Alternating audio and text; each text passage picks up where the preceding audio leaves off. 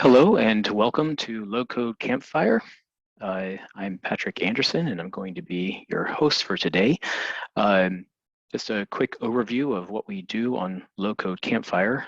This is a gathering of people who use Plantain app extensively and those who are new to Plantain app. And we really encourage people who are new to come and pose their questions to the experienced people that always join this call. And it can be just a really useful gathering of people that generates a lot of ideas. So we encourage people to share what they've created and bring something to show and be ready to help with ideas and suggestions and be ready to ask for ideas from others. All the webinars are recorded and you can subscribe to our YouTube channel to get notifications for when we post the webinars. And we also do a table of contents to the webinars so that when you go to the recording, you can easily find the section of the recording that you wanted to go back and review. We have a pretty simple agenda. We'll start with some introductions in just a moment, and then we'll go around the campfire with the first call, which sometimes takes up the entire call, but that's good when that happens.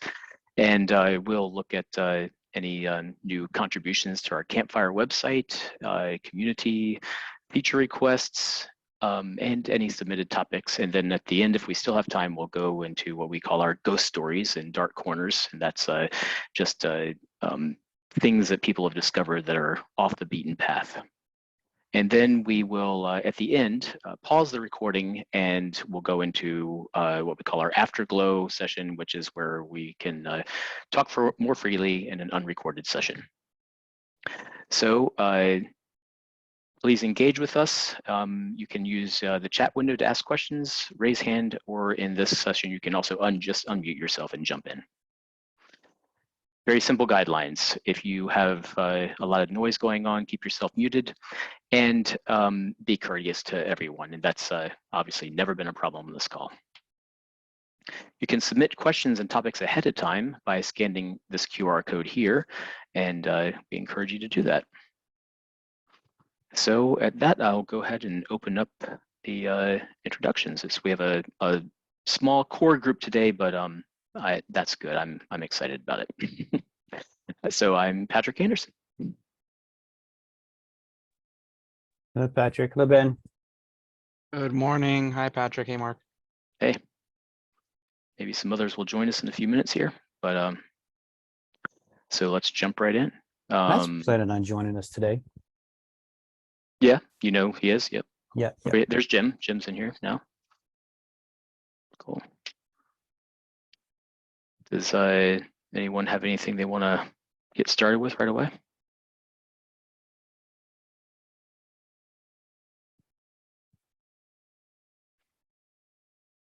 If not, I have an idea. But I want to give you guys a chance to talk first. Okay. I will jump in with my idea then. Sorry I didn't see it yesterday, but I saw your question that you posted here, Mark, and I'm glad that you got some excellent responses to that. And I just wanted to touch on though what you need to do to use that CSV as a list. Because I've struggled with that before too, and I have an example here of where I have used it, and I just wanted to show you that. So, and then for the benefit of people who are watching this later and aren't familiar, let me just review this. So, Mark wanted to use the create a list from a CSV source action, and then iterate through that list in a execute actions. And he was only getting the first item, correct?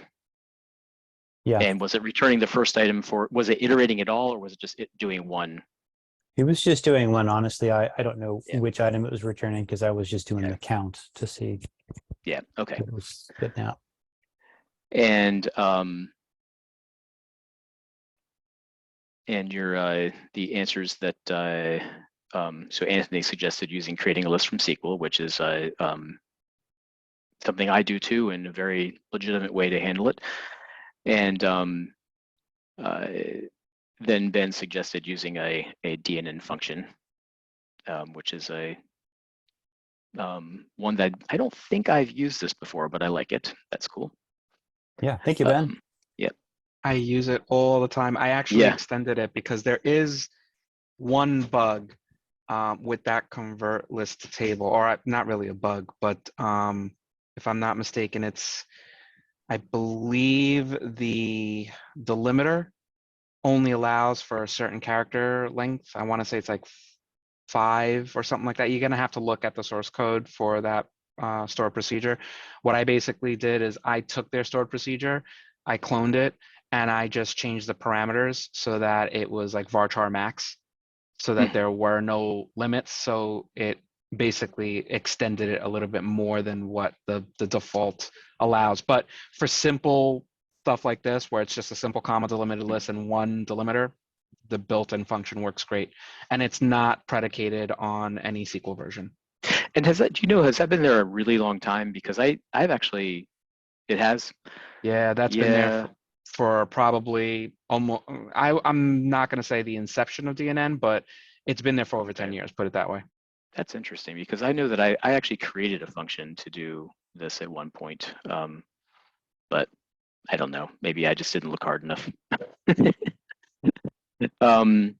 So anyway, yep, so I wanted to show you, this is a little bit weird, and you know, another example of where hopefully we could improve the inline documentation here to show this. And I feel like I thought maybe, but anyway, so this works. I just want to show you an example of where I'm using this that actually works. So make sure I'm in the right place. I kind of lost my spot here. That's the add processing the deleted relationships. This is it here. So I'm doing the SQL query here to get a list of items that I want to act on, and it's creating a comma delimited list. You can probably take a quick gander at the SQL here and see that that's what it's doing. And then I'm putting that into deleted resources, and then creating a list from a CSV source, and I'm using the deleted resources token there. And then under execute actions for each list entry, oh yes, so let's just confirm here. So yeah, I put it into a list name called deleted, and then I'm acting on the list name deleted. And then for each one, I'm running a query, and I'm referring to the deleted list. And this is where this is the trick here. So you have to do :field0 to identify the property. So you actually have to identify a property that you're going to act on, and it's :field0. And is that something that you had done already and it still didn't work, Mark, or? Yes, I had done it. You did, and it still didn't work. What did you do up above? I saw character 13. Were you adding line endings to your lines in between the commas? Yeah, you are doing something like that. That's the part that I was trying to figure out. I think that's what I ended up having to do. So what are you doing there? So I'm taking the. You're starting out with only commas in between values, right? Well, so there's no end line or line advance. New resources, original resources, and oh, okay. So this is a CSV hidden CSV field right here in the form, and this is resources is a drop down with checkboxes, which gives you you know, a comma separated list. And so I'm taking the I have to remember, this is a long time ago that I did this. Hey, that could be yesterday for me. Yeah, so I'm putting, this is new. Oh, and here's the current. So, okay. I'm splitting current at the commas. And actually it looks like I'm trimming out, there's white space and I'm trimming out the white space.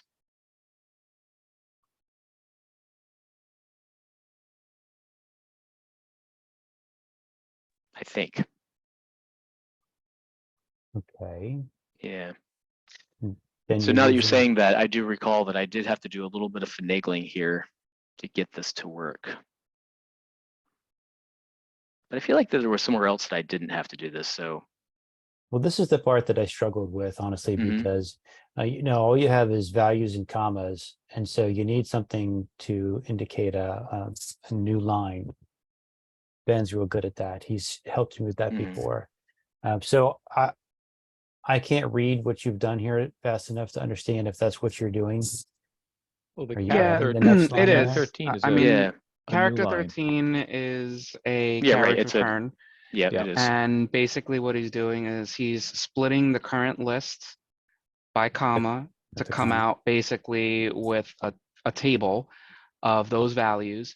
Then he's saying pick only the values that don't already exist Mhm. Yeah. in the new list, and he's splitting that out into a table. And then once he gets that final result set, then he's basically aggregating and coalescing all that information, once again, trimming it out to make sure there's no spaces, and then appending at the end of each item a carriage return. So this is not actually going to look like a comma delimited list. It's going to be one value, enter, next value, True. enter, next value. There's no commas in the Yeah, final and output. okay, Which so this is is what you need interesting. for CSV. You know why yes, exactly. That's okay. That's the key there is Secret sauce. that for a CSV, if there were multiple columns, Mhm. then you would have the comma separations on, but this only has one column, so there's no commas involved at all, but each record needs to be on a new row. Yes. That is the Yeah, that was the part that I was Yep. missing. I was fumbling with Yep. that. I thought maybe I needed character 13 and character 10. And I was trying it either way. And I didn't get there, but Ben's solution and Anthony's solutions were awesome. Yeah. Sure. They do the Yep. same thing, just use SQL to do it. So Yeah. would you mind putting that code where you're adding? Sure. No, not at all. Yeah, just put that in this chat if you would. I want to evaluate it. My solution's already done, but Yeah. I always want to understand. Yep. And I saw it and I thought, well, this sounds like a good topic to discuss that will you know, at least get conversation started in case nobody has anything. You know, just as a caveat, those two things, those functions you use, string ag and string split, those are 2016 plus only. Yeah, actually 20, yes, that's right. If you're below 2016, you're not going to have access to those functions. One of them, though, interestingly and oddly, one of them is available in 2016 and the other one's not available until 2017. And I forget which is which, actually. I think it's string split. I think is 16. So it's okay. probably string aggregate. Maybe that's it's string ag. But I know that before 2016, neither of those existed. Right, that's correct. Yep. And that does, you know, that has been problematic in some of the in some of our low code solutions that we've come up with, because we've used these functions and then realized, okay, we got to step back and not use them because we still do, we haven't said that you know that our minimum is up to 2016 yet. So yeah, and some people are still you know, in versions before 2016. I don't know what you guys did before that. I used stuff a lot, and so that was and then a function to split, you know, Are you guys familiar with the stuff function? I'm sure Ben is. Yeah. Mhm. Of course. Yeah. Would it have worked to just do a replace, like replace all commas with a char 13? It's just a single string with a bunch of Yeah. words and commas. Absolutely. Yeah. Just so you Yeah. know, yes, if you did a replace and you just searched for comma and replace it with char 13 would give you basically the same idea here, but in his situation, he wanted to pick what was from one list that did not exist in another list. So Yep. that's why his was a bit different. But in your case, yes, if you already had the list set, a simple replace would have sufficed. Okay, cool. Hey, thanks for covering that. And thanks again for your help, Ben. Interestingly, after Ben told me about that stored procedure that was sitting there, I went looking at some other stored procedures, and there were a couple more that could have done something the same or similar. Mhm. So yeah, there's a little gold mine there. I haven't been mining. Cool. All right. Any other thoughts on that subject?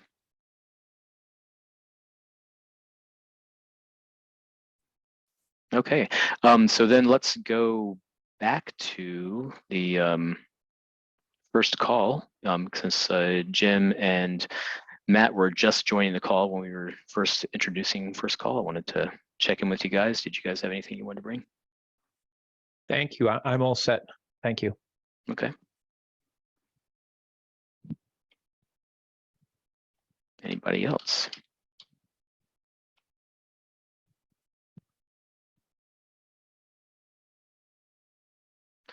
Let's take a look at, since we're here, let's take a look at the feature requests and see. We haven't had anything new in a while.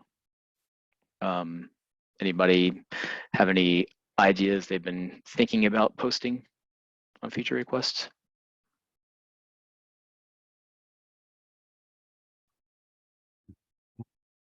I always have something in mind.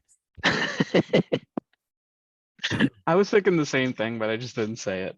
Yeah, not to indicate that I think there's a lot of things needed. It's just that I come across ideas every day.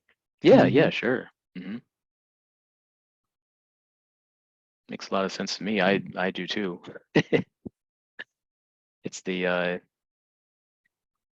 it's Every the part day about I find a new way, sorry, not to cut you off, to integrate Plantain app and all of its features into either other items or, you know, other things using Plantain app or Plantain app using other things. So I've got like a spider web of things going in all different directions. The recent now being Excel. So now I have Excel sheets that are querying APIs off of a website.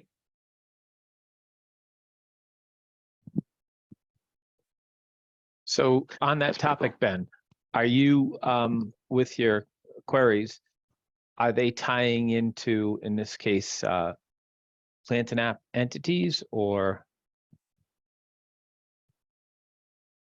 Can you elaborate on that? What do you mean? Yeah, so basically, I have an application where it would be handy for me to be able to query a Plantain app entity and download those results to a tab in the Excel spreadsheet and then do a bunch of other things on that. So you mentioned APIs. You're querying the API to pull the data from Plantain app? Is that correct? Correct. The main reason I'm doing it that way is because our way of doing things here, we separate out the web server and the SQL server. They're not on the same machines, and there are multiple firewalls. So there's no way to access the SQL server holding the data directly from external sources. Only an internal website can reach that. So being that the website is the main point of contact, my only alternative was to have an API built on the website that gets queried.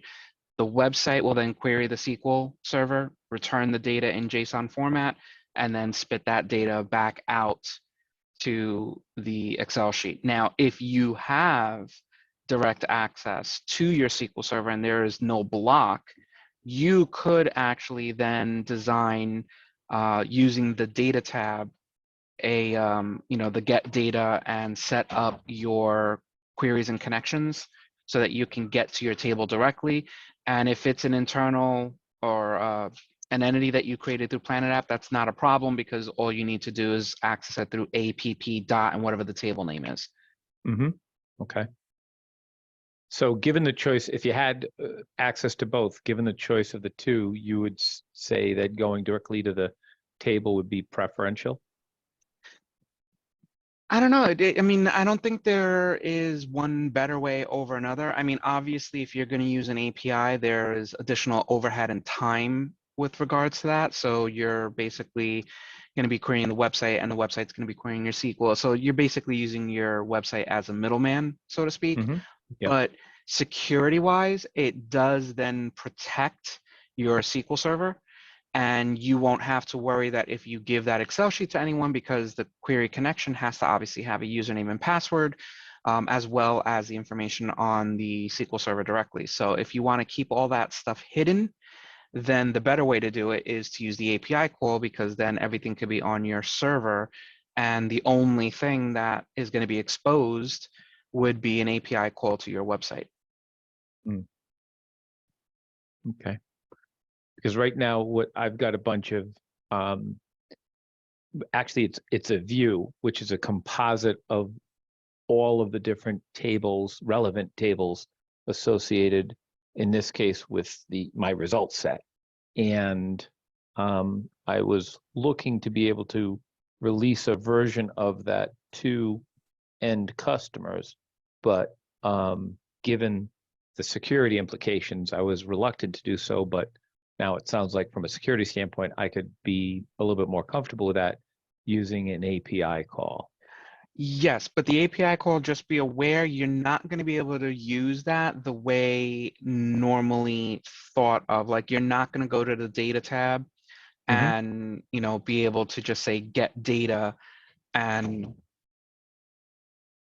point it that way, because Excel, at least to my knowledge, unless they have a funny way of doing it or there's a workaround way of doing it, there's no way to call an API to get data. So what you basically would have to do is then you're jumping into programming. You'd have to actually, in your Excel workbook, create a VBA module that will actually do the API call, return the data. You have to parse it and then dump the data where you want it on the Excel sheet. Got it. Okay. So it is more of a programming way of doing it, but like I said, security-wise, it's definitely going to make things more secure for you. The other nice thing too is that, let's say for argument's sake, you point it to a table or a view or anything like that. If you change the table or view, you will, for all intents and purposes, break your Excel sheet. Your Excel sheet would have to be redesigned to, fix that ability. Now, depending on how you spit the final data out, there is a chance that if you use an API call, nothing would need to be changed on the Excel sheet if the output is in the same format.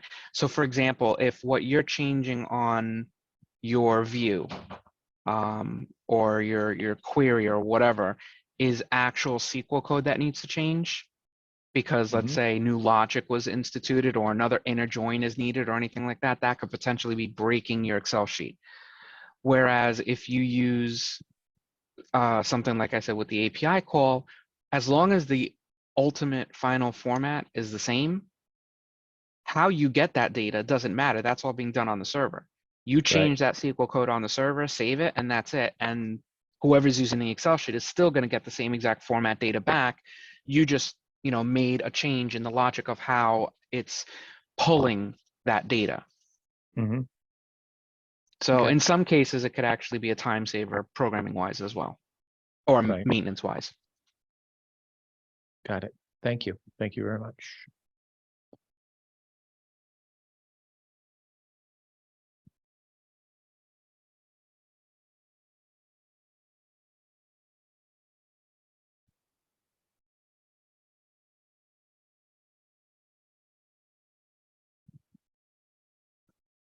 I just got Ben's answer from OpenAI. Which one of Had Ben's to check answers? up on me, huh? Well, no, I just was curious. Was it if there was anything possible that that to import data into an Excel spreadsheet using an API, and it says to create a macro, and it gives some example code. That's cool. Yeah. So while you're on the features list, one of the things that I don't know if anybody else finds this, shall we say, a valuable enhancement. When you create an entity, which then creates a page and a table and a form, all good. The name of that page, the tab at the top, is, I think, the site name, as opposed to would be handy if the name of that page on the top was the table name. So for instance, I have a table called licenses. And if I go in and I, create the entity, it creates the page, and then the tab name at the top is not licenses. It's whatever the name of that entity is. Yeah, like take the contact one, for example. I don't know if that's valid or you want it. But if you display that, that's the name. Now, if you go and look at the page itself and in DNN, yep. I don't know. See the title? Oh, the title's is missing. Empty. Oh, okay. Yeah. Yep. Now, Yep. if the title said contacts, right, then we wouldn't have the path. Yep. When you've got Yep. 600 tabs open, it might be handy. Yep. Yeah. But then Definitely. I do that, and then as soon as I make a change to an entity, it overwrites it and blanks it out Yes. again, which is unfortunate. Right. Yeah. That I agree. That is better. That's a good note. That's a good idea. Little detail, but it makes a difference, right? It does to me. Yeah. And I only do that once I'm pretty well settled on the table structure rather than overwriting it 6 times. Right. And having to keep on editing it. Yep. Yep. Got it.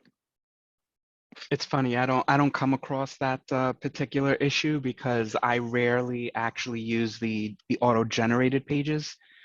I'm more of I like to design it myself. So I always throw the auto-generated pages into, like a hidden tab. And I always design my own page. I put my own, action grids and forms or whatever to do my data. So because I'm in control of it, when I design the pages, that's how I do it. So I always see the title on the top, not the whole entire path. Yeah. No, I totally understand and do the same thing. But while you're getting there, what I do many times, for example, is I use the standard page, and then I take the form, I export it and import it right on the same page, make my changes predominantly to the form in this case. And then anytime I update the table, the form that I've left, the original form left untouched, gets any updates. And if I need to go back and look at it, I've got my changes as well as the original form that's been updated. And then depending upon there's a lot of application in my case where I just simply need to look at the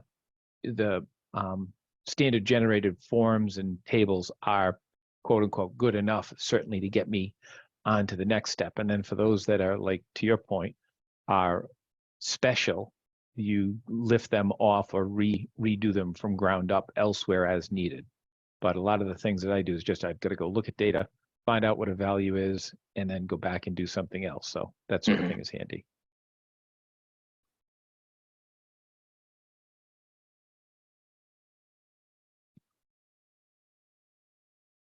That's very similar to when I'm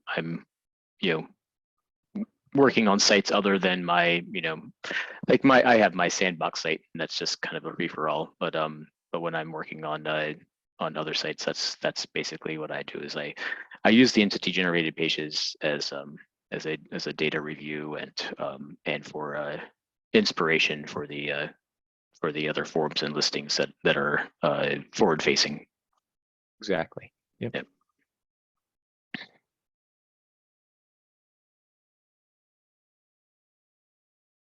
I made a note about that, but you are certainly welcome to add it to the feature request if you want.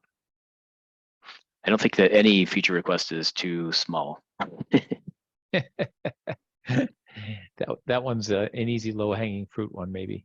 Yes, probably. But yeah, I'm heading there now. Cool. Any other thoughts about feature requests?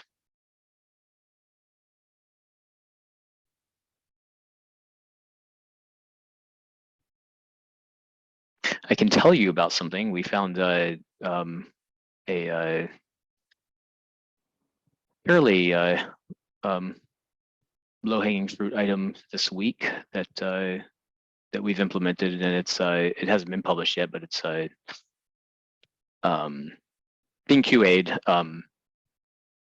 specifically by me and the client that was looking for it. But we were working with an API that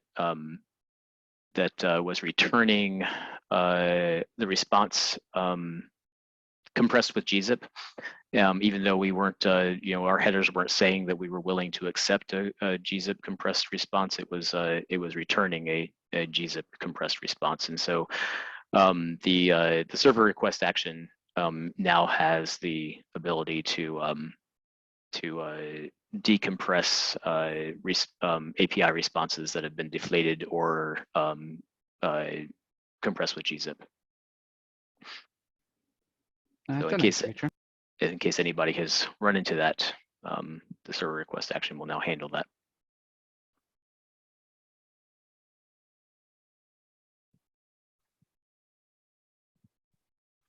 That actually sounds quite useful. Yeah, it'll be a good improvement, definitely.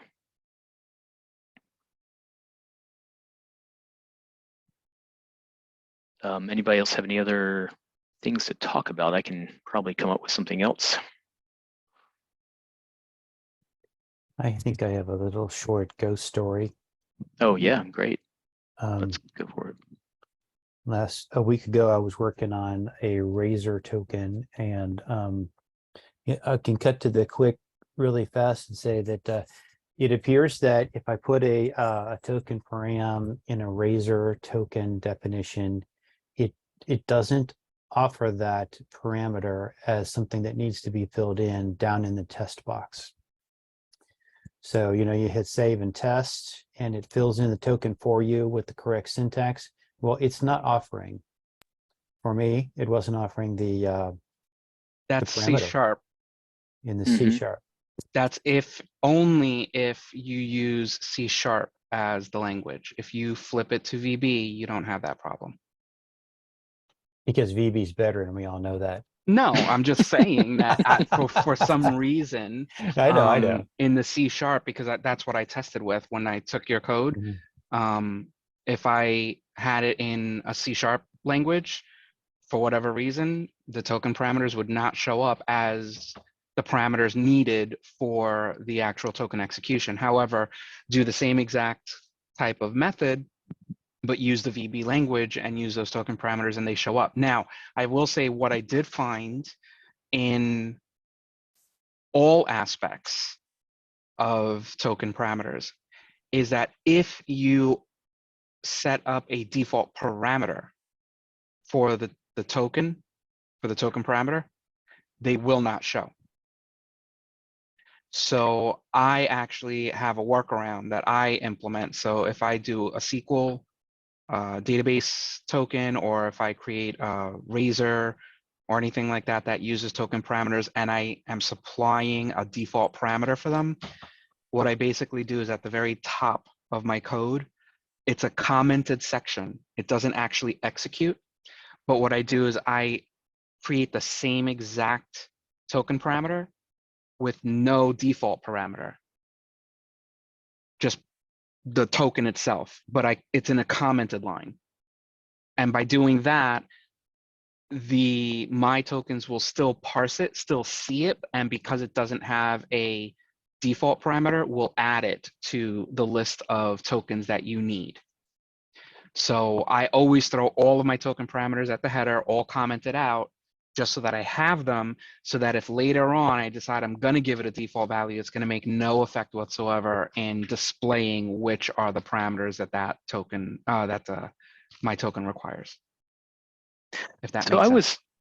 I was thinking about that, and I was thinking that I recalled that being an issue, but I thought that it stopped, it's somewhere along the way that stopped happening for me. And I did that. I came and I found, one of my Razor scripts, and so when I test this token here, I do get, is this what you're talking about? Just to clarify that I'm understanding correctly, is that you're saying that when you do a test, it doesn't put this in the Yeah, that's what I'm saying. So then if I go to this board applications, board details, board applications, board details view, and I do a test token, it puts that in there for me. And this is how you're calling your parameter, correct? No. Are you doing, oh, okay, so that might be the Square difference. brackets. If you put it into the into this syntax, the C# syntax, then I think it will put it in here. And so this is the this is the syntax that actually for the most part works better when you're using tokens within a Razor script. So the colon becomes a dot, and then you put an @ symbol at the beginning, and this will indicate that. Bumping back to the previous question about program ideas, I'm thinking a little bit of text here that describes how to put a parameter into your token definition would be well placed right here, wouldn't it? Is it already there? And some instructions on how to do a parameter right here where you need it? Like that? Can't call to other tokens using @ namespace .token name syntax. It's there. I did not see that, obviously. So you took a good idea and implemented it a long time ago. Thank you. Sure.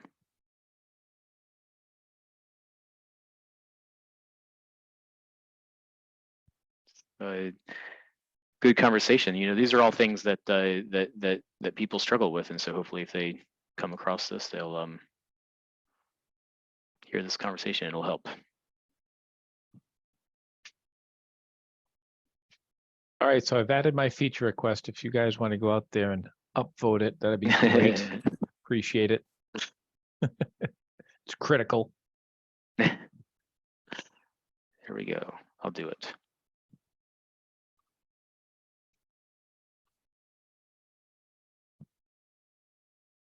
So, anybody else have something else they want to chat about? So I'll show you something. Yo, go ahead. Yeah. No, I was just gonna say I did have a question. Forgive me because this was probably a long time ago, but it's something that just recently came up again for me. And I don't remember if there was a final resolution or anything like that, but in the tokens, when you're doing a server request, prior to Plant an App, server requests had the ability to parse data that was coming back from the API request directly in it. That feature was lost in the Plant an App interface. And my question is there any thought about you're talking bringing about that back? The HTTP request definition type token, Yes. right? Yeah. Mm-hmm. And I'm sorry, what did you say was missing again? Just it's the ability to parse the information that's coming back, XML parsing. Okay. Right. Yes. Because, and like, for example, I have a situation where I'm doing an API call to a help desk that returns information in XML format. And simply by just putting in the correct parsing path, it immediately pulled out the information that I needed, and I was able to go on and move with it. So But I think what I'm that, finding is as soon as I edit that and save it in Plant an App, I lose the right. parse and the whole thing fails. And I think we talked about this a while back, and as I recall, I think our answer, and it, you know, admittedly it's probably not the answer you necessarily want to hear, but our answer was that that you can do that in a workflow, and you can, and a token, a workflow can be called as a token.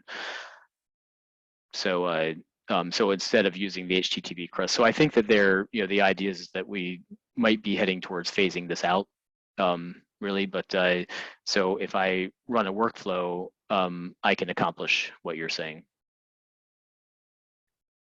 I can do the parsing within the workflow.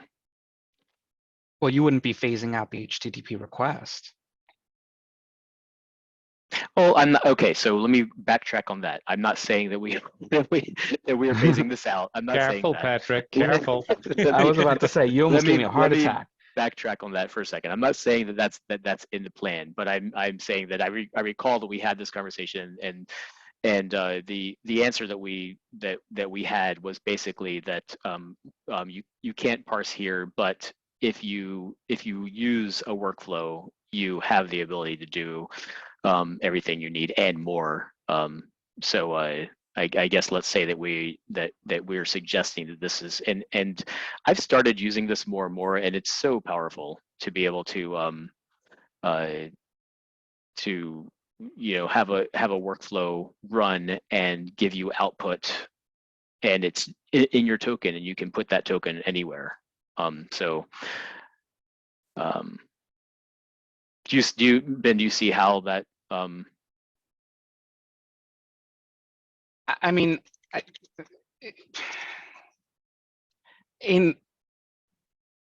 I can see what you're saying with regards to how workflows are more powerful and you can do a lot more with them. But in my particular case, and anyone who's in a similar boat, it basically creates a lot more work, which to me is the opposite of what we're trying to do with low code.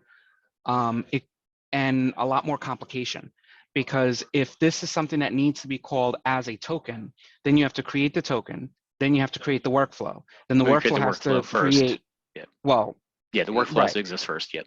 Mm-hmm. But what I'm saying is that there's multiple pieces. You have to have the workflow. The workflow has to do a server call, then it's got to go and parse the data, massage that data to what you need, then return that data, then you create the token that calls the workflow to do all that work, and then you can use that token in that way. Whereas right now, it's literally one token, it's an API call with a simple string of parsing for XML, and that's it. I don't have anything else that I need to create. It's all self-encapsulating. It's not like I have some information here, some information somewhere else, and maintenance is very easy because I just edit the token directly. Yeah, and so once you were to set this up, you would just be editing your workflow. So you create the workflow, but setting up the run workflow token is very straightforward, because you just pick any one that you want. I understand. No, I understand that. Yeah. I'm just saying it's still more complicated. From here, you would just be editing the workflow. Yeah. And I hear what you're saying too. But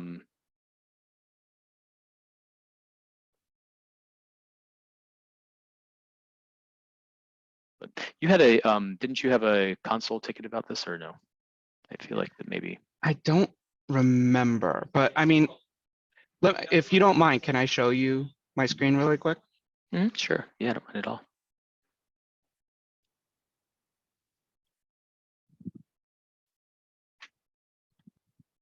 I gotta find the right screen again. This one. Okay, so like right here, this is my help desk. I'm basically, it's simple, get a ticket ID, It's an HTTP request. Now, this is the old format that I still have access to because I'm still running on 118. This is the posting parameter, but then I'm using XML path parsing. And then here, I literally have a one-liner. That's it. That one line parses the data exactly how I need it and gets me the information I need without any other complicated parsing or additional actions or anything like that. This is the piece that is missing out of the other one. And my problem is right now, like these tokens that I have, if I go into Plantain app and I edit them for any reason, because this is how I learned that this happened, and you resave it, it erases wherever this is stored, and then the whole entire token, wherever it's used now, is going to crash because it's not pulling back the data correctly. And I don't know, to me, to have to force people to use a workflow when something like this is very simple and right in there and can just get the job done without having to have multiple layers, I think in and of itself is a powerful thing to have. Again, that's just me. I don't know if anyone else has ever used that, but it was there, I used it, and you know, basically now that is, for all intents and purposes, a major breaking change that I have to now know that when I finally move to a version that I no longer have access to the old UI, all of those tokens that use that have to then be converted to tokens that call workflows, because that would be the only way around it. And it's just, like I said, for me, I'm just thinking that's just an added level of complexity that isn't really necessary when the logic was already built, it's there. I just feel like it should have been migrated over. I mean, if you want to do more complex things, workflows, obviously, but if it's something with a simple parse like that, I don't see why it couldn't have been carried over. I'll certainly make a note about this discussion, but so I did find where that answer, where we provided that answer, and it was in the let's see, go back to my Zoom meeting here, and I'll share again.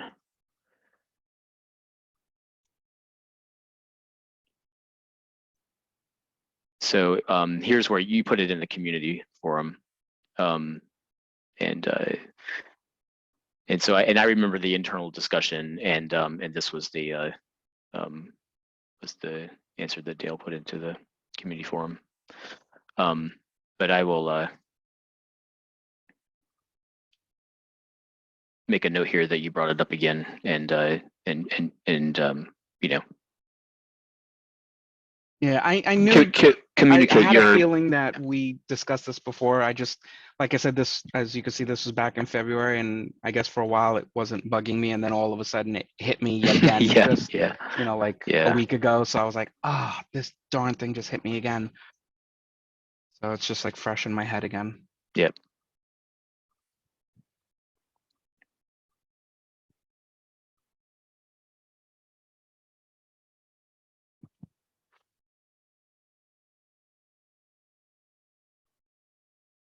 So, anybody else? Yep, go ahead. Yeah, Mark. Patrick, I have a question I want to ask you. Get a just an example built here of a short form. It's got two items on it. One's a radio box, one's a text box. They both have initial values set. I can use the JavaScript function, the API that you build, DNSF query string, and it'll put their values up in the query string under some conditions and not under others. And I'd like to understand why. Can I show you? Yeah.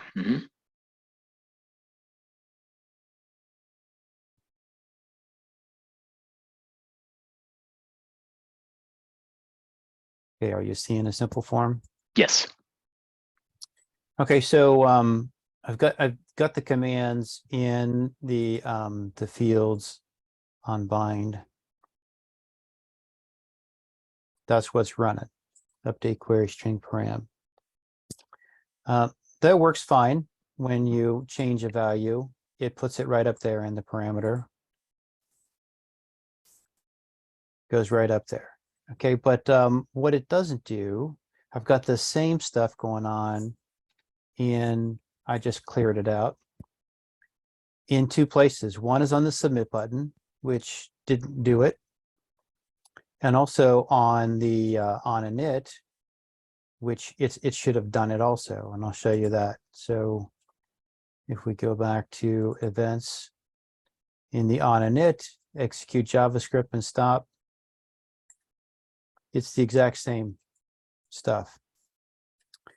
So, and it also doesn't work on the button as well. And I had a situation where I wanted a form to be on a page and I wanted it to throw some things into the query string and on init, and it wouldn't do it.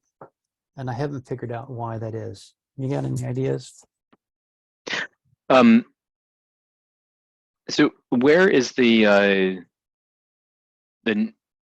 where are you establishing the value of name? Just in the field. So here's one you wanted name. It's down here. Initial value. okay.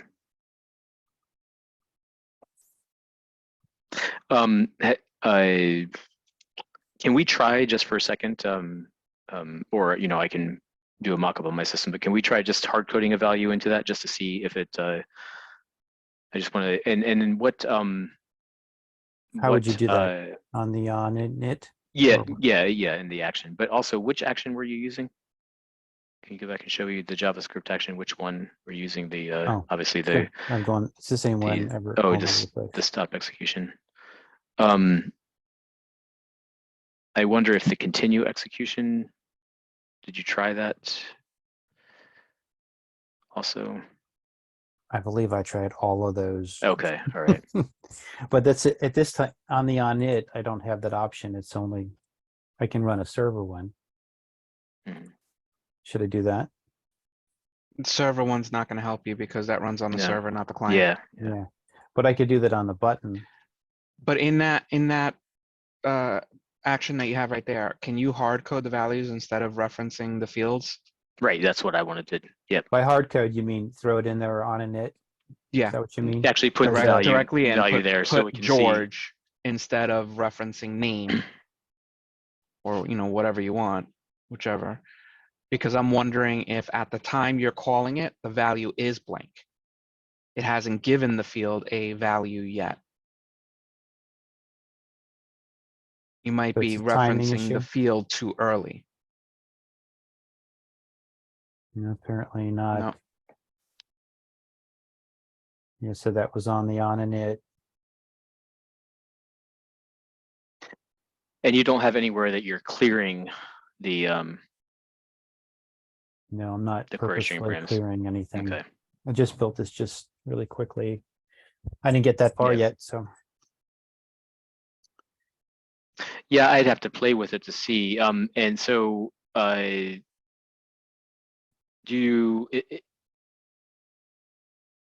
other thing that I'd want to do is do put something into the console. So a console.log in that JavaScript to see if we're getting something, but also check the console to see if there's any JavaScript errors. Okay. Yeah, I could work on that. I don't need to drag you through that though.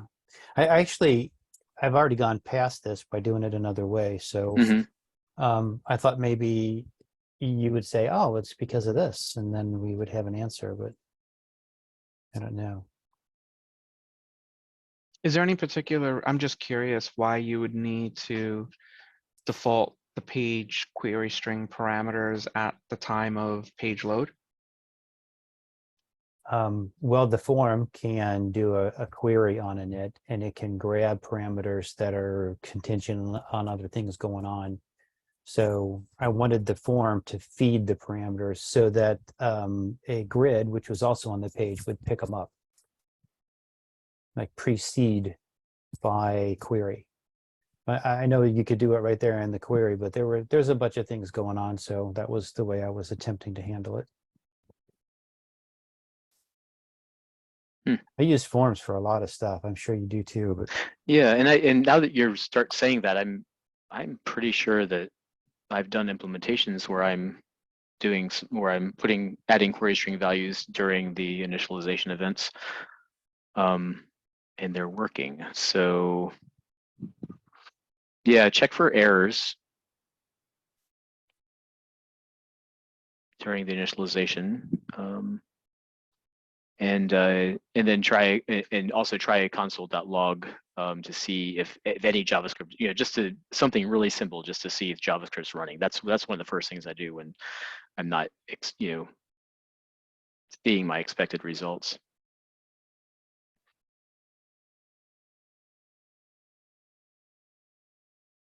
well, I don't really know what that means, but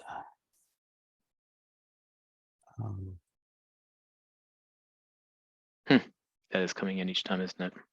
mhm.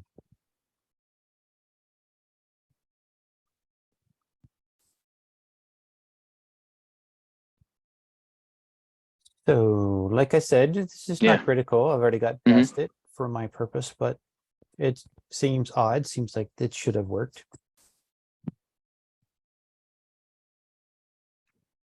Let's just do a refresh. It's the same error. And what versions are you running here? This is 1.24. 2.4, okay. It's on DNN 9.11.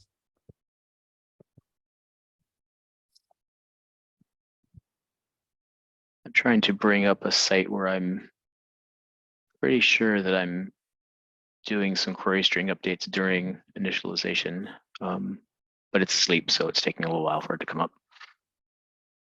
Well, yeah, we don't need to pursue this right now. Okay. Appreciate it. That's just one of those things that you really think should be working, but it's not. So you keep hitting your head against it for a while and find that the hour has ticked away. And yeah, it's just a nuisance.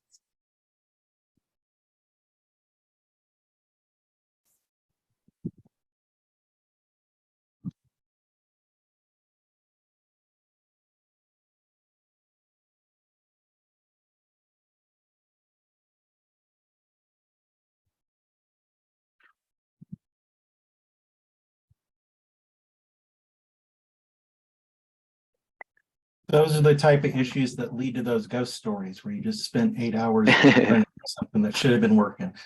Mm-hmm.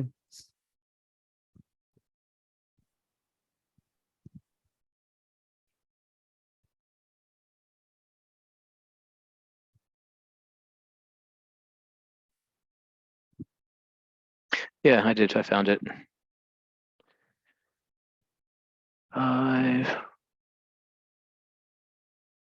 Yep, execute JavaScript code and stop execution. And I am doing updating a query string param.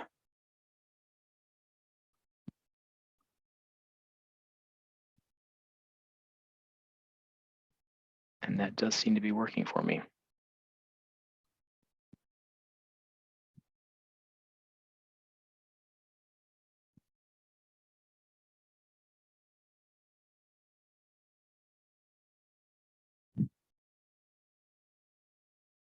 One thing that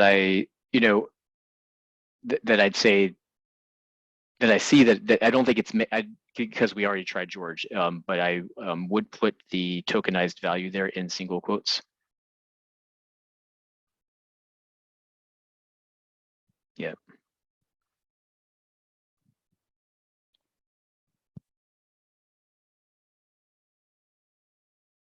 There it is. And it made the difference. I wasn't actually expecting it to make a difference, but evidently it did. It did.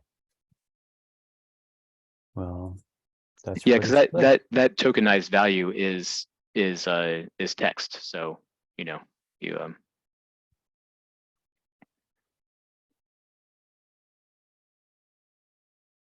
Well, actually, they fixed both of them, didn't it? Already, because First one was probably killing the JavaScript. right. Okay, there it is. Well, I didn't clean it out, did I? There it is. Well done, Patrick. It was kind of a guess, but sometimes guesses are what you need, right? Mm-hmm. Well, awesome. Walking away with answers in hand. No, and with that, we are at the hour, so cool. Well, there was a couple times there where you guys maybe questioned whether or not I was going to get through the hour here, but here we are, and let me just wrap it up here.